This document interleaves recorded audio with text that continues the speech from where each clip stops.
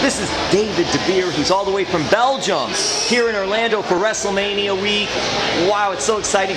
We're at the Make-A-Wish WWE party here at Antojitos, authentic Mexican food restaurant. It's a big celebration going on today. You got to meet Sasha Banks, JoJo, Becky Lynch, and also Finn Balor you just met. So tell us what happened last week and then today. Yeah, last week I met. Wait, last week. What do you mean with? You had just met, right? You were telling me you had just met Finn Balor. Tell us that you just what happened. It was an amazing experience. I got his autograph. I just met him in real life. It's amazing. I got lots of pictures with him, with the other like JoJo and Becky Lynch. And so I also the same there. I got pictures, autographs.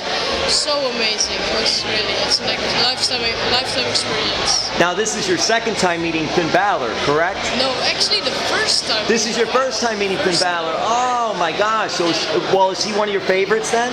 Yeah, Finn Balor is actually my favorite. I was so surprised to see him here. I was amazed. Did you say anything to Finn? I said that he is my favorite superstar next to Seth Rollins, and then somebody like from the Divas, it's Sasha Banks and Nikki Bella, I think. And he really loved it to meet me, and he thought it was amazing that he was my favorite superstar. So. And lastly, what is it like being here with all these WrestleMania events and activities? So I live in Belgium, and nobody really knows what WWE is all about in Belgium. Like they're like, what is WWE? And now that I'm finally in Belgium, now that I'm finally in Orlando, everybody knows what it is, and I finally actually feel home because now I can talk about it, and everybody knows what it is like. So it's really amazing for me to finally know and talk with other people about it. It's really nice. David, thank you so much. No problem. It was nice meeting you.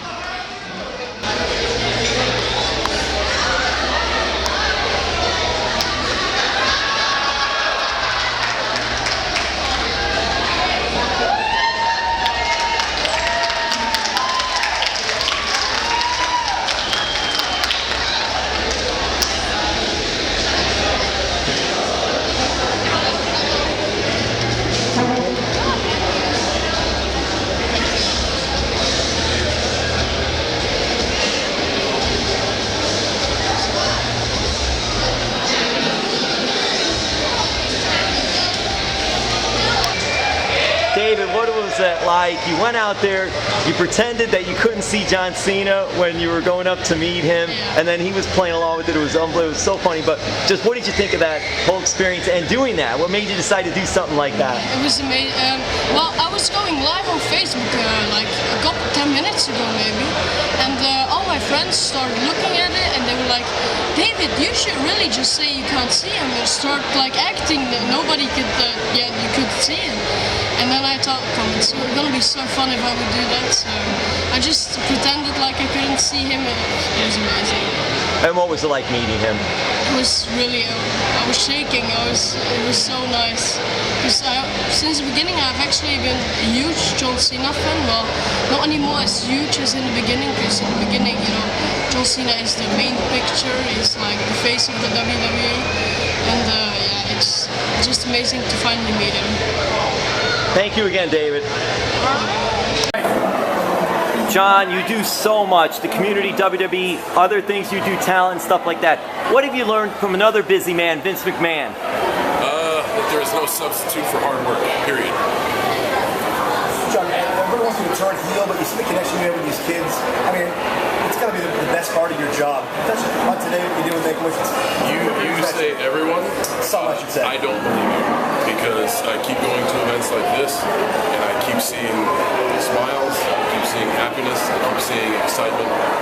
There's a group of people that don't like what they see, but the most important message I send is you can't please everybody.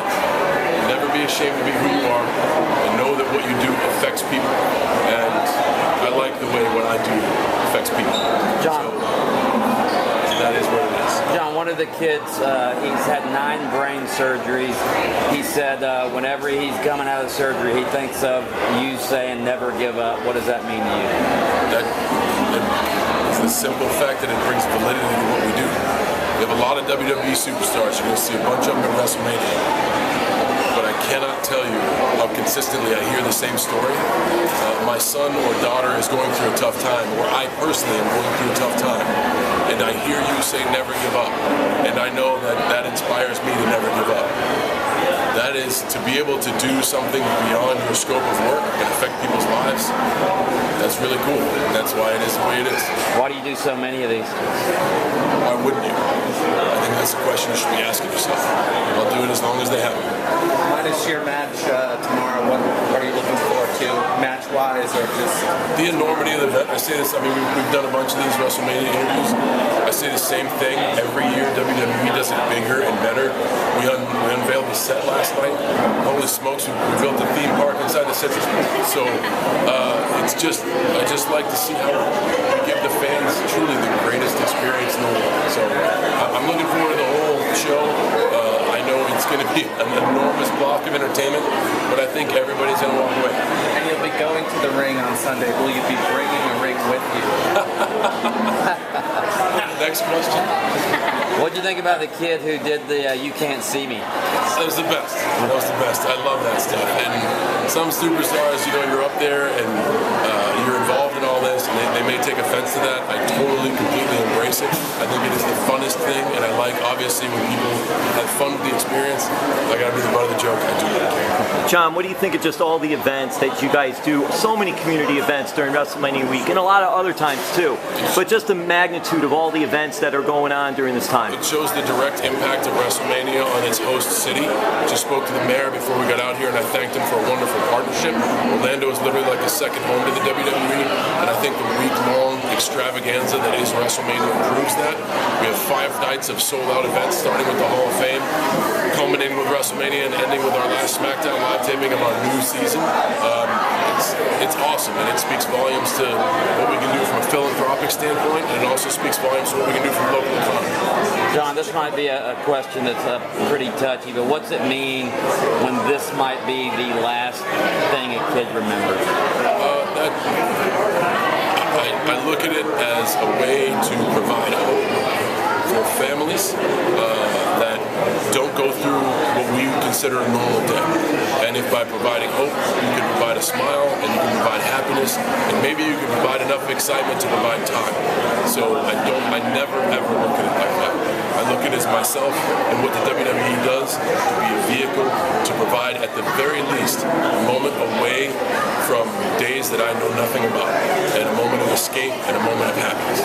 John, competitive. As part of your drive, I know you last headline at 29. As part of that drive to headline in New Orleans next year, I look at any time I step on the ramp as the headline. John, talk about, WrestleMania week and how this has really become one of the pillar events during the week that really is one of the most special things. I just said that the championships are exclusive in the WWE, and the Circle of Champions is the most elite exclusive society, because we gather these families together for what is the biggest live family entertainment extravaganza in the world.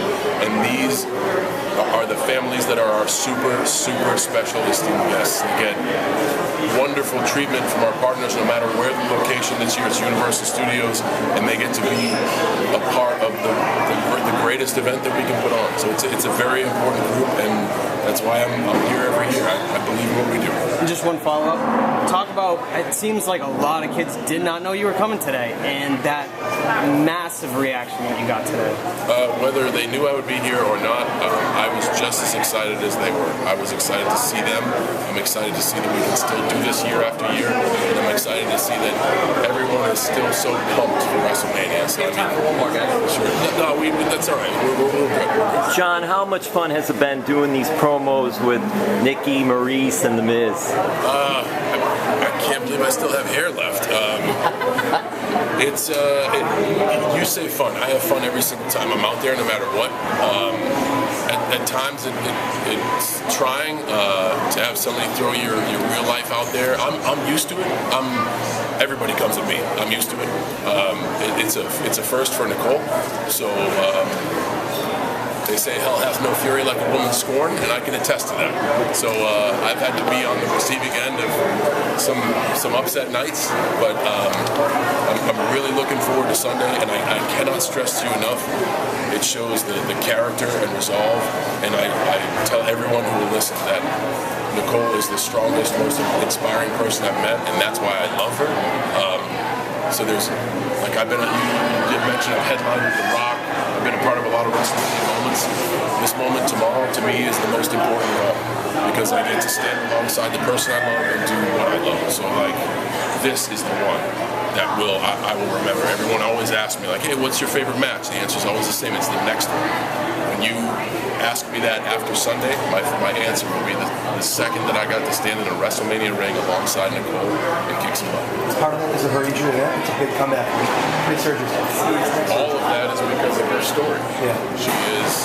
She drives me, she inspires me, and we learn from each other every day. And like it's amazing the stuff that you guys don't see that happens. And on top of that, I'm head over heels for her. So and she loves this business just as much as I do. So for both of us to be in there, it's special, man. I want to be part of this crazy thing that's about to happen. It always makes for memorable moments. If anybody shows up too cool for school, well, Is there anyone you would like to knock down to? Any professionals? No,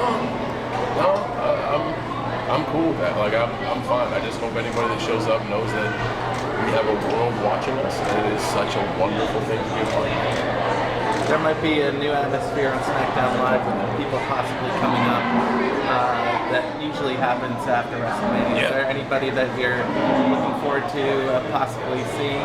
Whoever we get, they better be ready to go, because in less than a year, we have turned SmackDown into an unbelievable juggernaut. Everybody says Raw is the A show. I would look at the numbers and I beg to differ. So whoever we get, better be ready to go. John, what's it like, all the other things that you're doing, whether it's on TV in the morning or the movies, just all this kind of thing and all, and just what WWE has allowed you to be able to do? No, that's all really good stuff, and it doesn't happen without this. I wouldn't do anything. I'm at this point where I wouldn't do anything that I wasn't interested in or invested in, and I really think it's awesome that WWE has somebody that can host a morning show by day and then at night be on SmackDown Live. Get a lot of other opportunities. There's a lot of folks in WWE that are tremendously talented, and hopefully I can be one of the few vehicles that gets more opportunities for some of those superstars other than myself, who I think have tremendous talent. So it's really cool to be able to do, but I'm not doing anything because I have to. I'm doing it all because I want to. Thank you. Thank you.